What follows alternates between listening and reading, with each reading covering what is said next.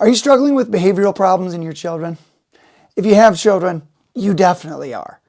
Watch the rest of this video and I'm going to tell you how to begin to even think about changing that behavior. This is Dr. Nate Noble, and welcome to the channel where I try and give you 20 years of medical experience in 5 minutes or less, or close. In today's video, I'm going to talk to you about how to begin the process of understanding behavioral change in children.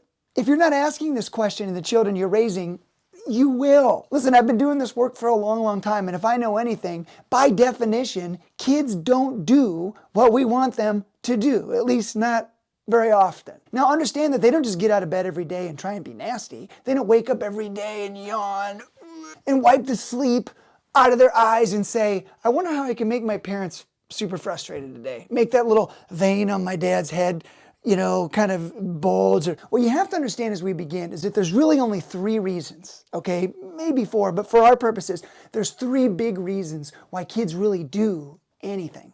And in the subsequent videos, I'm going to talk about each one of those reasons, or what we're going to call functions of behavior. But before we can really understand the function or the why of behavior, we have to ask ourselves questions in the right sequence so that we can better understand how to even discover what the function might be. I want to know answers to the following questions to help me better understand not what the child's doing, but why. So in order to begin the process of understanding the function of a behavior, we have to ask the right questions, starting with antecedent, or A. Okay, you only have to remember 3 letters in this whole talk, and it's a short talk, so stick with me. A, B, and C. The A, the B, and the C of behavior.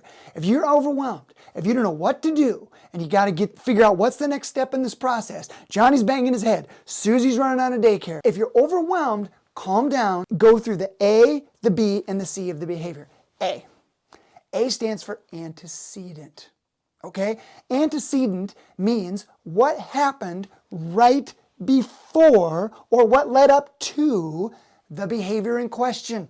Was it a low preference transition? Was it you told them no? Was it a change in routine? Now, once you've answered the A or addressed the antecedent, now it's time to look at the second aspect of this, and that's the B, which is the behavior itself. Now listen, I did just say that the behavior doesn't matter as much as we think, but it does matter for a few specific reasons. And the behaviors are just what you think they are. We've already alluded to them. Biting and kicking and screaming and banging and rolling and sliming and wiping and licking, whatever it is. The behaviors are the behaviors. But when you think about the behavior, okay, and you're thinking, I already know about the behavior, that's why I'm watching this video, but I want you to ask a sub-question, okay? We talked about the antecedent, but now the B is behavior, but I want to pay attention to these 2 things, okay? The subset questions.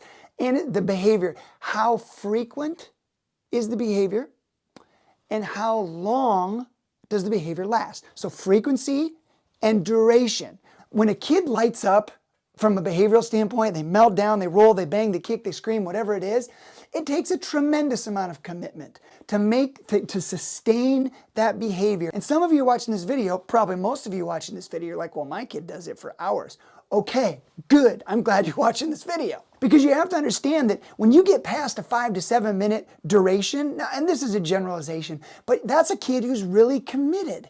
And the likelihood that there might be something else happening, some anxiety, an underlying autism spectrum disorder, maybe an organic condition like constipation or obstructive sleep apnea, something like that.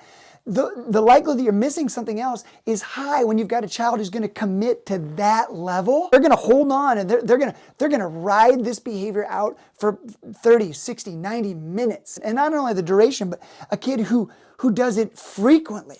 So it's like multiple times an hour in multiple environments. That is also something that I want you to understand is not necessarily developmentally typical. Now, it doesn't mean that if your child blows up that many times that there's something wrong. But it does mean that you need to pay more close attention and that maybe your experience is not normal. And lastly, what's the C, the consequence? What's the consequence? Answering this question is so important because if we're ever going to understand the function of a behavior, what's causing it, and by understanding the function, we can understand what we do about it. And that's coming up in later videos. But we have to start here. We have to ask the right questions. I mean, listen, how many of you know life is not about the answers you give, It's about the questions that you ask. So I want to know what the consequence is. What do you do about it? And you all know what the typical consequences are, right? You take them and you put them in timeout, or you remove toys, or you ignore the behavior. I need to know. You need to know. If you can't answer the question, what do I do when this behavior occurs, then there is more work to be done. Only when you can understand those nuances, the antecedent, the behavior, and the consequence, only then can you begin to start to zoom in on what the likely function of the behavior is. And from there, you can figure out what it is you're going to do about it. Thanks for watching. Check the next video out.